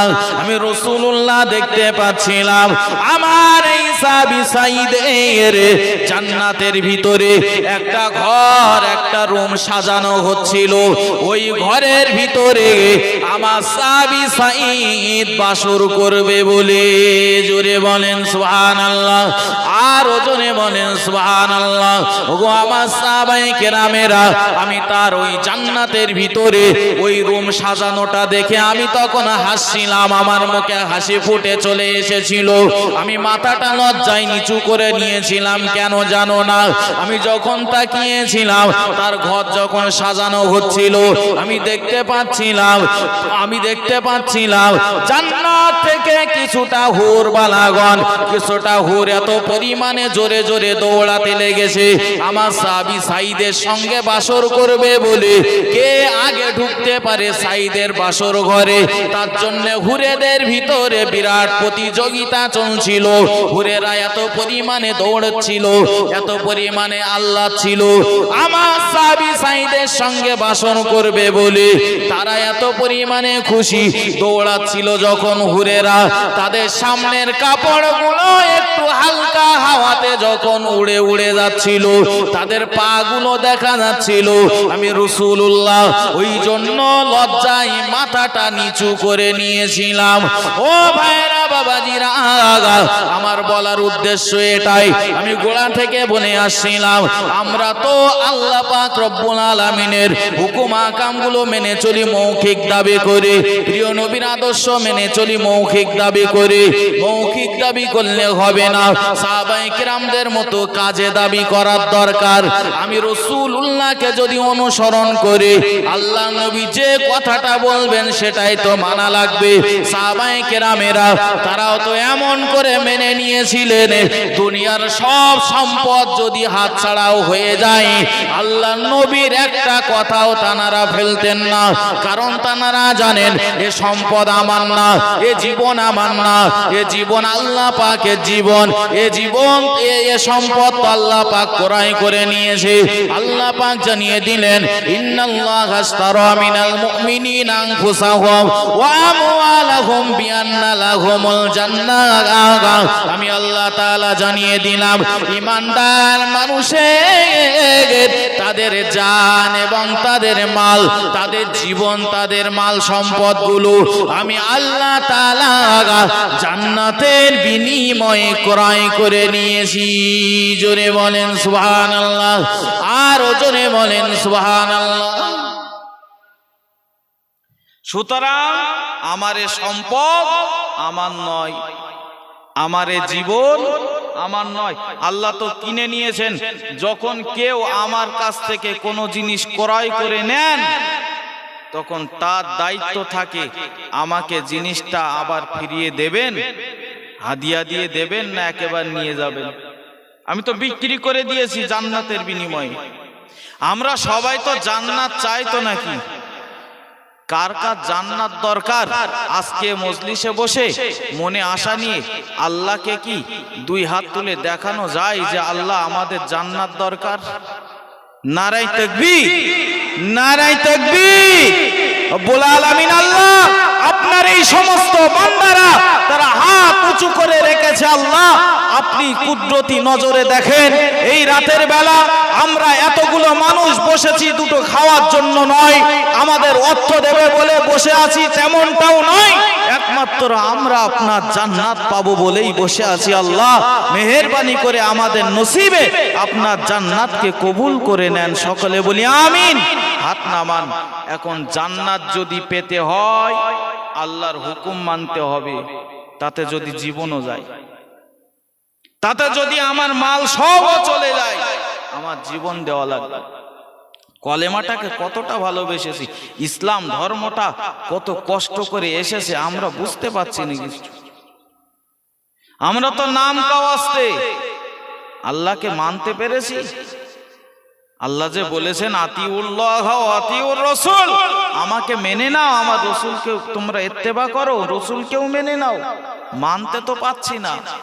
তার ভিতরে একটাই আমাদের প্রতিবন্ধকতা সৃষ্টি করে, সেটা হলো সম্পদ, সেটা হলো অর্থ। আমরা দেখে যেখানে মাল আছে সেইখানে আছে, অর্থ যেখানে আছে সেইখানে আছে। আজকে যদি বলা হতো এ মজলিসে ঢুকলেই 500 নোট একটা করে দেওয়া হবে, এ অবস্থা কি হতেই যায়। কিন্তু বসলে তো সওয়াব হবে, সওয়াবের জায়গায় নেই। টাকা দেন, রাত 2:30, 3টে, 2টো কোনো ব্যাপার না, কাজ করবে। কিন্তু একটা দিন রাতের বেলা ওই যে মানুষটা কাজ করার জন্য রাত 2টোর সময় উঠছেন, 2:30টার সময় উঠছেন 2টো পয়সার জন্য, একটা দিন ওই রকম টাইমে আল্লাহর কাছে হাত তুলে কোনোদিন তওবা করেছি, আল্লাহ সবাই তো ঘুমিয়ে আছে, আল্লাহ সবাই তো নিস্তব্ধ, আমি আপনার পাপী বান্দা, আল্লাহ আমাকে তুমি মাফ করে দাও, আমি আপনার জাহান্নামকে অনেক বড় ভয় পাই, আল্লাহ আমাকে ক্ষমা করে দাও। এমন করে কেউ ওই রাতের বেলা জান্নাত পাওয়ার জন্য কতজন উঠেছি আমরা। যারা উঠি, যারা তওবা করি, তানারা নিশ্চিত আল্লাহকে ভয় করেন বলেই আমরা এই কাজগুলো করি।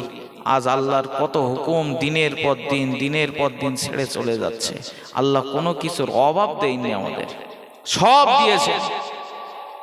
বান্দা সব নাও, হাওয়া নাও, কার্বন ডাই অক্সাইড নাও, বাতাস নাও, আলো নাও, সব তোমাকে দিলাম। আমি আল্লাহ চাই আমার অন্তত এই নিয়ামতগুলো পাওয়ার পরে শুকরিয়া আদায় করো। এই যে রাতের বেলা প্যান্ডেল সাজিয়েছে, মাঝে মধ্যে এই কারেন্টে সিরিজ লাইন হয় না, হয় না? আচ্ছা, অক্সিজেনে কোনোদিন সিরিজ লাইন হয়েছে? যদি হতো শুই পড়তে হতো না? আল্লাহ কোনোদিন বলো অক্সিজেনে সিরিজ লাইন করে দেয়নি যে 1টা মিনিট আমি আল্লাহ অক্সিজেন দেব না। আল্লাহ বলছেন বান্দা সব নাও, নিয়ামত সব তোমাদের, আমি আল্লাহ চাই আমার শুকরিয়া আদায় করো। কিন্তু আমরা বান্দারা এমন, আল্লাহ সব নিয়ামত গুলো উপভোগ করি, কিন্তু শুকরিয়া আদায় করার বেলায় আল্লাহকে করি না। কারণ মানুষ বড় নিমক হারাম, নুন খাই গুণ গায় না। আল্লাহ তাআলা কোরআন শরীফের ভিতরে বলেছেন ইন্নাল ইনসানা লিরাব্বিহি লাকানুদ। আমার এই সমস্ত বান্দা বান্দিরা, কিছু মানুষেরা রয়েছে তারা বড় নিমক হারাম, তারা বড় অকৃতজ্ঞ। আমি আল্লাহ আমার থেকে সব নিয়ামত গুলো বুঝে নাই, কিন্তু আমাকে একবারও আল্লাহ বলে ডাকে না। ও ভাইরা বাবাজিরা, একজন মা রাতের বেলা চোখ দিয়ে টপ টপ করে পানি ফেলে। স্বামী জিজ্ঞাসা করে এত রাতের বেলা কেন কান্নাকাটি করছো? আমার দ্বারাতে কি কোনো কষ্ট পেয়েছো নাকি? মা বলেন না না না, আপনার দ্বারাতে কোনো কিছু কষ্ট পাইনি, তবে আমার ছেলেটা আজ 1 সপ্তাহ হয়ে গেল আমাকে একবারও মা বলে ডাক দিল না, আমাকে মা বলে ডাকে না। আমি মা আমি সহ্য করতে পারি না, অনেক কষ্ট করে তাকে মানুষ করেছিলাম। ও ভাইরা বাবাজিরা, একজন মা তার সন্তানকে যদি এতটা মহব্বত করে, এতটা ভালোবাসে, আমার আল্লাহ তাআলা তো মায়ের থেকে আরো হাজার হাজার গুণে বেশি ভালোবাসেন। আমার আল্লাহ তাআলা তো মায়ের থেকে আরো অনেক গুণে বেশি ভালোবাসেন। কিন্তু এমন দিন আমাদের চলে গেছে, কত সপ্তাহ চলে যায়, আল্লাহকে আল্লাহ বলে আমরা ডাক দিলাম না। আল্লাহকে আল্লাহ বলে ডাকার মতো আমাদের মন একবারও বলে না। ও ভাইরা বাবাজিরা, আল্লাহ তাআলা শুধু চেয়ে থাকেন বান্দা তোমার হাতের শক্তি দিলাম, পায়ের শক্তি দিলাম, সব কিছু তোমরা না গাও, তুমি না চাওয়াতে তোমার আমি দৃষ্টি শক্তি দিলাম। কত মানুষ অন্ধ রয়েছে, তারা তো একবারও বলিনি আমাকে অন্ধ বানাও। কত তোমার তো আমি আল্লাহ চোখ দিয়েছি, তুমি একবারও আমার কাছে দাবি করোনি আল্লাহ আমাকে চোখ দিয়ে পাঠিয়ে দিও। আমি আল্লাহ তোমাকে ভালোবেসে চোখ দিয়ে পাঠিয়েছি। ও আমার আমার বান্দা, কত মানুষ বোবা মানুষ, তারা মুখে কথা বলতে পারে না, তাদের জবান বন্ধ, তারা ইশারায় কথা বলে।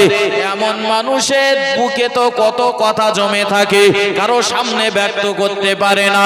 আমি আল্লাহ তোমার জিহ্বা দিলাম ভালো, তোমার কথা বলার শক্তি দিলাম, বাক শক্তি দিলাম। তুমি আমার এই বাক শক্তি দেওয়াই শক্তি দিয়ে আমাকে একবার আল্লাহ বলে স্মরণ করো। কতদিন চলে যায়, ফজরের টাইমেও আল্লাহকে আল্লাহ বলে ডাক দিলাম না, জোহরের টাইম চলে যায়, মুয়াজ্জিন সাহেব ডাকছেন মসজিদের দিকে, মানে মসজিদে ডাকছেন মুয়াজ্জিন, মানে এটা আল্লাহর ডাক, মুয়াজ্জিন ডেকে দিচ্ছেন আপনাকে। আমরা জোহরের টাইমেও গেলাম না, আসর গেলাম না, মাগরিব গেলাম না, এশার সময় গেলাম না। ও ভাইরা বাবাজিরা, আল্লাহ তাআলা সারাদিন বান্দা বান্দীদের মুখের দিকে চেয়ে থাকেন। হাদিস শরীফ প্রমাণ রয়েছে, রাত যখন গভীর হয়ে যায়, রাতের যখন এক ভাগ বাকি থাকে, এবার আমার আল্লাহ তাআলা প্রথম আসমানে নেমে পড়েন। আলামিন মুস্তাগফিরিন ফাগফির আলাম, আলামিন মুস্তাগফিরিন ফাগফির আলাম। ওগো আমার বান্দা, ওগো আমার বান্দী, সারাদিন তোমার মুখের দিকে চেয়েছিলাম। ও আমার বান্দা বান্দীরা, এবার আমি আল্লাহ তাআলা নিজে প্রথম আসমানে নেমে পড়েছি। বান্দা একবার যদি আল্লাহ বলে ডাক দাও, আমি আল্লাহ, আমি বড় খুশি হয়ে যাব, আমি আল্লাহ বড় রাজি হয়ে যাব। আমি আল্লাহ তোমাদেরকে ডাক দিয়ে বলছে, আলামিন মুস্তাগফিরিন ফাগফির আলাহ। তুমি অন্যায় করেছো, আমি আল্লাহ আমার কাছে চাও, তোমাকে মাফ করে দেব। একটু জোরে বলেন সুবহানাল্লাহ, আর ওজনে বলেন সুবহানাল্লাহ। আমার আল্লাহ তাআলা রাতের শেষ ভাগে এসে এমন করে বান্দা বান্দি দিগকে ডাকতে থাকেন।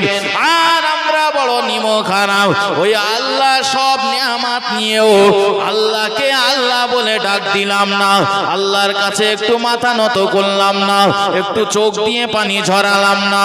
ও যুবক ভাইরা, আল্লাহ তাআলা তোমার যে চোখ দুটো দিয়েছে, ঘরের ভিতরে তুমি ঢুকে গেছো, দরজা বন্ধ, জানালা বন্ধ, রাতের বেলা সারা রাত মোবাইলে তুমি গান সিনেমা দেখছো।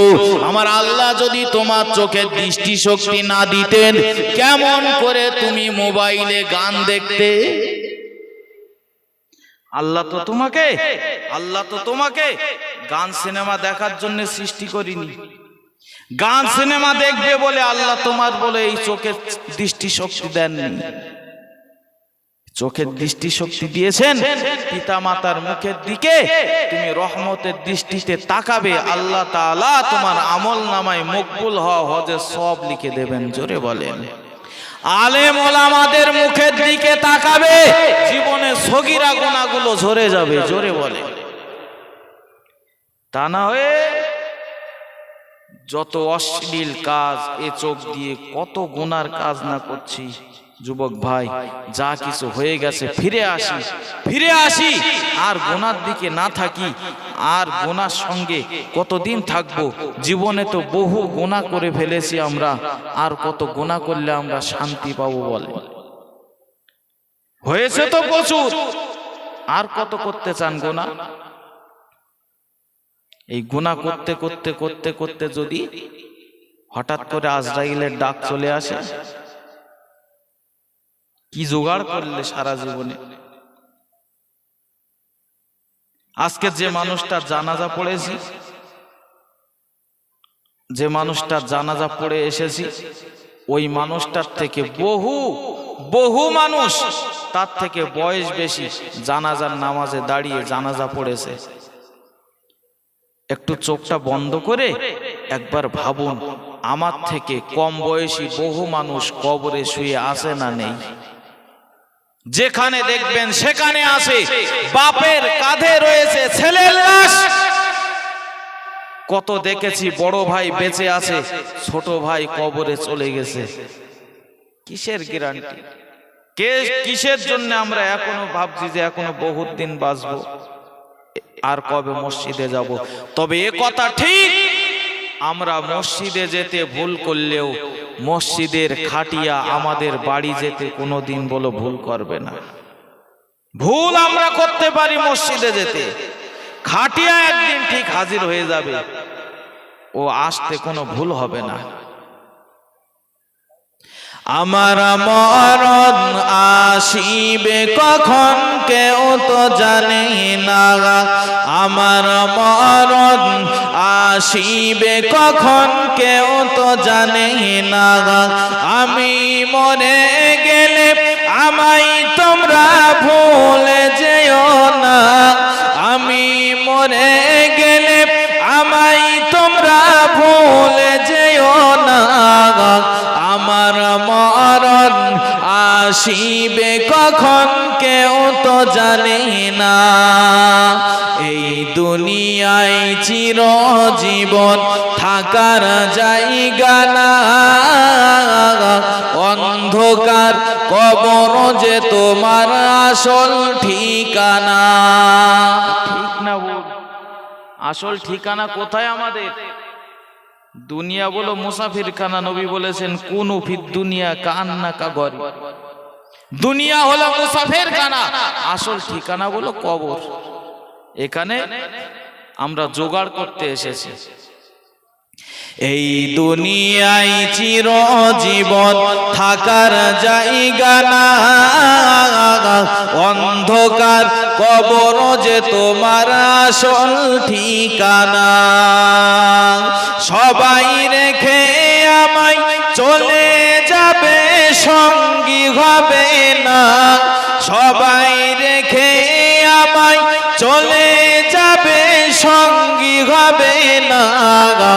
আমার মরণ আসিবে কখন কেউ তো জানে না, আমার মরণ আসিবে কখন কেউ তো জানে না। যে কোনো মুহূর্তে আসবে, কেউ আপন না বাপ, কেউ আপন না। আমার সব থেকে বড় আপন হলো আমার জীবনের নেক আমল। আমলটাই হবে আমার সব থেকে কাছের বন্ধু। নেক আমল করে যেতে পারলে আমার জান্নাত, যদি নেক আমল কম হয়ে যায় জাহান্নাম। আল্লাহ স্পষ্ট সেটাও জানিয়েছেন। আল্লাহ পাক জানিয়েছেন মান আমিলা সলিহান ফালিনাফসিহি, যে ব্যক্তি নেকির কাজগুলো করবে সে তার নিজের জন্যই করলো। ওমান আসা ফালাইহা, আর যে ব্যক্তি অন্যায় কাজ করলো সে অন্যায়টাও নিজের জন্যই করলো। ও ভাইরা বাবাজিরা, আজ ইসলামটাকে আমরা সহজে পেয়েছি বলে আমরা মান্যতা দিতে পারছি না। অত সেই নামাজ প্রতিষ্ঠা করতে যে আল্লাহ নবী কতটা না মার খেয়েছেন। প্রিয় নবী এই কলেমার বাণী প্রচার করতে যে তিনি কতটা মার খেয়েছেন। তায়েববাসীরা আল্লাহ নবীকে মেরে বেহুশ করে দিয়েছিল। তায়েববাসীরা এত পরিমাণে প্রিয় নবীর উপরে পাথর ছুঁড়ে ছুঁড়ে মারে, আল্লাহ নবীর গায়ে রক্তগুলো পড়ে জুতার সঙ্গে জমাট বেঁধে গিয়েছিল কেবলমাত্র ইসলামটাকে প্রতিষ্ঠিত করার জন্য। আর সেই ইসলামটা পাওয়ার পরেও আমরা মুসলমানদের হাতে ধরে পায়ে ধরে ধরে যেমন ভাবে বায়ান করি, যেমন ভাবে মানুষদেরকে বোঝাই, যেমন ভাবে তাদেরকে বুঝ পড়া দিতে থাকি, ওগো ভাইরা বাবাজিরা, এরপরেও মানি না আমরা কষ্ট করে কলেমা পাইনি বলে।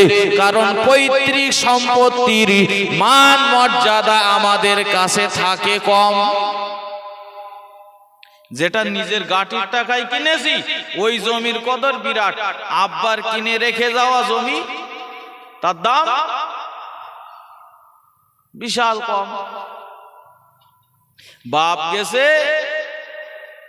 কাশ্মীরে ঘুরতে, কাশ্মীর থেকে কিনে আসবে একটা শাল কিনে এনেছে 3000 টাকা দামের। ছেলে বাপের বলছে আব্বা কি আমার একটা চামড়ার জুতো লাগবে, স্কুলে যাই, পিপা হাই স্কুলে যাব, তাহলে এই 3000 টাকা শাল কিনে দিছি, আবার জুতো কদিন যা। ছেলে রাগ হয়ে গেছে, আর নিজের টিফিনের টাকা বাঁচিয়ে বাঁচিয়ে একটা জুতো কিনেছে 300 টাকা দামের, কিনে ওই পরে স্কুলে যায়।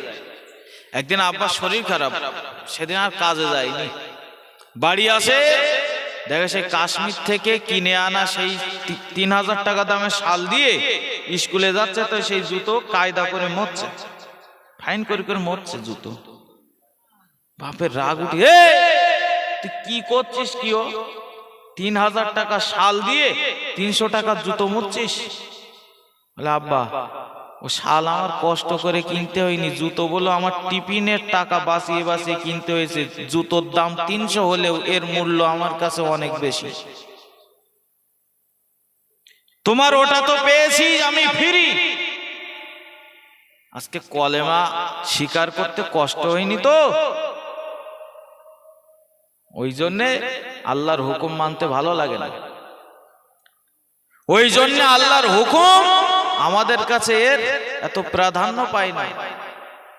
প্রাধান্য পেত যদি কষ্ট করে আমরা পেতাম। কত কষ্ট করছে কত মানুষ এই কলেমাটা প্রতিষ্ঠিত করার জন্য। কত সাহাবীরা জীবন দিয়েছেন, শহীদ হয়ে গিয়েছেন। কত মানুষের রক্তের বিনিময়ে আজ আমরা এই ইসলামটা পেয়েছি জানেন। শরিয়াতের হুকুমগুলো মানতে সাহাবায়ে কেরামেরা তাদের সম্পদ ছাড়তে তারা রাজি হয়েছে, ঘর ছেড়ে দিতে রাজি হয়েছে, এমনকি তেজ্য পুত্রও হতে হয়েছে। এরপরেও এই ইসলাম, এই কলেমার বাণী তানারা ছেড়ে দিতে পারেননি। জোরে বলেন। ও মুসলমানেরা, ও ভাইরা, বাবাজিরা, আপনাদেরকে আমি আর বেশিক্ষণ বিরক্ত করব না। ভালো করে মাথায় রাখুন। আল্লাহ নবীর একজন সাহাবী, যার নাম হলো হযরত আব্দুল উজ্জা বিরাট ধনী পরিবারের মানুষ। তার আব্বা ছোটবেলায় ইন্তেকাল করেছে। চাচার কাছে আব্দুল উজ্জার মানুষ হয়, লালন পালন হয়। চাচা ছিল ইসলামের বিরাট বড় শত্রু। আব্দুল উজ্জা তিনি আল্লাহ নবীর কাছে যে কলেমা শরীফ পড়ে নিয়েছে, তিনি কলেমা শরীফ তিনি স্বীকার করে নিয়েছেন। ও মুসলমানেরা, আব্দুল উজ্জা চাচা যান ইসলামের বিরাট বড় শত্রু, তার কানে চলে গেছে আমার ভাইপো কলেমা পড়ে মুসলমান হয়ে গেছে। ভাইপোকে ডাক দিয়ে বলে, ভাইপো মুহাম্মাদের কলেমা নাকি তুই পড়েছিস, তুই নাকি মুসলমান হয়ে গেছিস? বলে জি হ্যাঁ, যেটা শুনেছেন সত্যই শুনেছেন। বলে তুই কলেমাটা ছেড়ে দে, মুহাম্মাদের কলেমাটা তুই মেনে নিস না, বাপদাদার ধর্মে তুই কালিমা দিস না। আব্দুল উজ্জা, তুই কলেমাটা ছেড়ে দে। আব্দুল উজ্জা কোনো মতে কলেমা ছাড়ে না। আব্দুল উজ্জার উপরে তার চাচা যান এত পরিমাণে নির্যাতন করতে থাকে, এত পরিমাণে কষ্ট দিতে থাকে, মারতে মারতে শরীর দিয়ে রক্ত প্রবাহিত করে দিয়েছে, বেহুশ হয়ে গিয়েছে। আবার যখন সেন্সটা ফিরে চলে আসলো, বলে ওগো আমার ভাইপো, কলেমা তুই ছেড়ে দিবি কিনা বল। বলে আমি আমার জীবন দিতে রাজি আছি, কিন্তু কলেমা ছেড়ে দিতে রাজি নই। জোরে বলেন সুবহানাল্লাহ। ও মুসলমানেরা, তারাও ছিল মুসলমান, আমরাও মুসলমান, আমাদের জীবন দিতে হচ্ছে না, এরপরেও আমরা আল্লাহর হুকুমগুলো মানতে পারছি না। কারণটা কি? কারণ হলো আমরা তো কষ্ট করে কলেমা পাইনি, আমরা দিলে মহব্বত রাখতে পারিনি ইসলামের। আমাদের ইসলামের সঙ্গে সম্পর্কটা এখনো পর্যন্ত নিগুড় হয়নি, ভালোবাসাটা আমাদের গাঢ় হয়নি বলেই আমরা আল্লাহ নবীকে এখনো সুন্দর করে মেনে নিতে পারিনি। আল্লাহকে আল্লাহ বলে অন্তর থেকে মেনে নিতে পারিনি বলেই ওই জন্য আজ আমরা আল্লাহর হুকুমগুলো মেনে নিতে পারছি না। এমন কি দেখা গেল হযরতে আব্দুল্লাহ রাদিয়াল্লাহু তাআলা আনহু কলেমা পড়ার পরে তার নাম হয়েছিল আব্দুল্লাহ, কলেমা পড়ার আগে নাম ছিল আব্দুল উজ্জা। এবার তার চাচা যান ডেকে বলে, ওগো আমার ভাইপো, কলেমা যদি তুই ছেড়ে দিতে রাজি না হোস, তোর আব্বা অনেক ধনী মানুষ ছিল, অনেক জমি জায়গাগুলো ছিল, সব জমি জায়গাগুলো তোকে আর আমি দেব না, বঞ্চিত করে দিলাম। তুই বল কলেমা ছেড়ে দিবি না তুই এই জমি জায়গাগুলো ছেড়ে দিবি? বলে আমি সব জমি জায়গা ছেড়ে দিতে রাজি আছি, কিন্তু কলেমা আমি ছেড়ে দিতে রাজি নই। এবার তার চাচা জান জানিয়ে দেয়, হে আমার ভাইপো আব্দুল উজ্জা, তুই কি সুস্থ মস্তিষ্কে বলছিস নাকি? যদি তুই মুহাম্মাদের দরবার দরবার ছেড়ে দিতে রাজি না হোস, তুই মনে রেখে দে এই বাড়িতে তোর কোনো জায়গা থাকবে না, এই বাড়িতে তোকে বার করে দেব। বলে আমি নবীজির পাগল হয়ে গেছি, ইসলাম ধর্মটা মেনে নিয়েছে, দুনিয়ার সামান্য শাস্তি ঘর থেকে বার করে দেবে, অথচ জান্নাত থেকে আমি মাহরুম হতে পারবো না, আমি জান্নাত থেকে আমি বঞ্চিত হতে পারবো না। ও আমার চাচা জান, এই বাড়িটা আমি আজ থেকে ছেড়ে দিলাম। জোরে বলেন সুবহানাল্লাহ। আল্লাহর নবী সাহাবী হযরতে আব্দুল্লাহ রাদিয়াল্লাহু তাআলা আনহু এবার তিনি ঘর ছেড়ে দিলেন, জমি জায়গা ছেড়ে দিলেন, আল্লাহর নবীর মসজিদে নববীর দিকে দৌড়াতে লাগে। হঠাৎ করে চাচা জান ডাক দিয়ে বলে, হে ভাইপো আব্দুল উজ্জা, মুহাম্মাদের দরবারে তুই যাচ্ছিস, তবে তোর কি মনে পড়ে নাকি তোর গায়ে যে জামাটা দেখতে পাচ্ছি, জামাটা তোকে কে ক্রয় করে দিয়েছিল? বলে চাচা জান, আমার গায়ের জামাটা আপনি কিনে দিয়েছিলেন, কারণ ছোটবেলায় আব্বাকে হারিয়েছি। আপনি চাচা আপনার কাছে মানুষ হই, আপনি আমার সব পোশাক আশাক ক্রয় করে দেন। বলে যদি তুই মুহাম্মাদের দরবার ছেড়ে দিতে রাজি না হোস, আমার দেওয়া জামা পরে মুহাম্মাদের দরবারে যেতে পারবি না। হযরত আব্দুল্লাহ রাদিয়াল্লাহু তাআলা আনহু এবার গায়ের জামাটা খুলে দিলেন চাচার হাতে, এবার তিনি হাঁটতে লেগেছেন। এত বড় ইসলামের দুশমন, এত বড় ছোট মনের মানুষ, কলেমা থেকে মুখটা ঘুরিয়ে নেওয়ার জন্য তার চাচা আব্দুল উজ্জাকে ডাক দিয়ে বলে, ভাইপো আব্দুল উজ্জা, তোর পরনে যে লুঙ্গিটা রয়েছে, ওই লুঙ্গিটা তোকে কে ক্রয় করে দিয়েছিল, তোর কি মনে পড়ে? বলে চাচা জান, এই লুঙ্গিটা আপনি আমাকে ক্রয় করে দিয়েছিলেন। বলে যদি আমার এই লুঙ্গিটা যদি পরে তুই যদি থাকতে চাস, মুহাম্মাদের দরবারে যেতে পারবি না।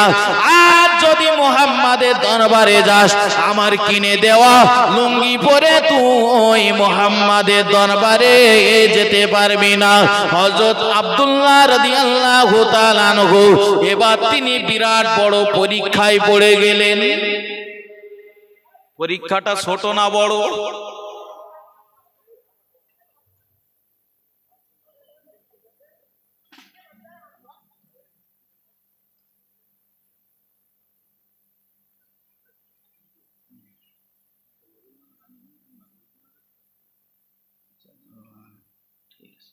দরুদ শরীফ আল্লাহুম্মা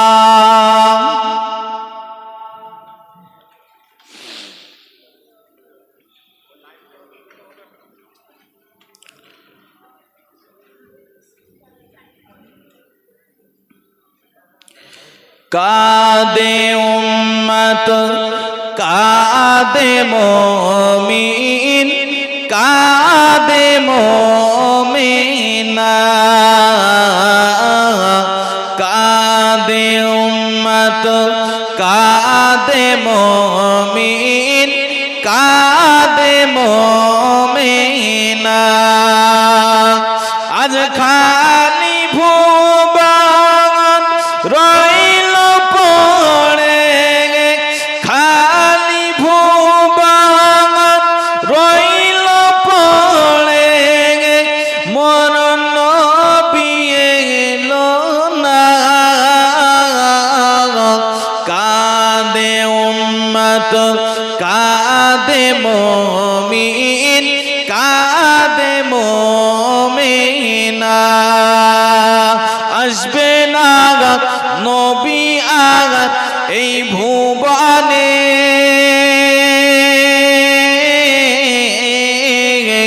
দেখা কি হবে না মোর জীবনে। আসবে না নবী আগাত এই ভুবনে,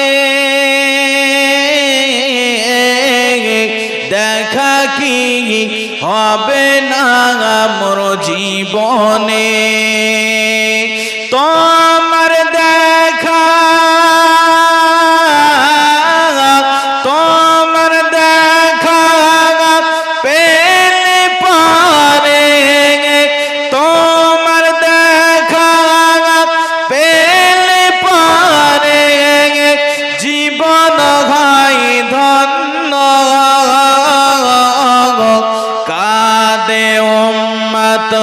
কাঁদে মুমিন কাঁদে মুমিনা আল্লাহুম্মা সাল্লি আলা সাইয়্যিদিনা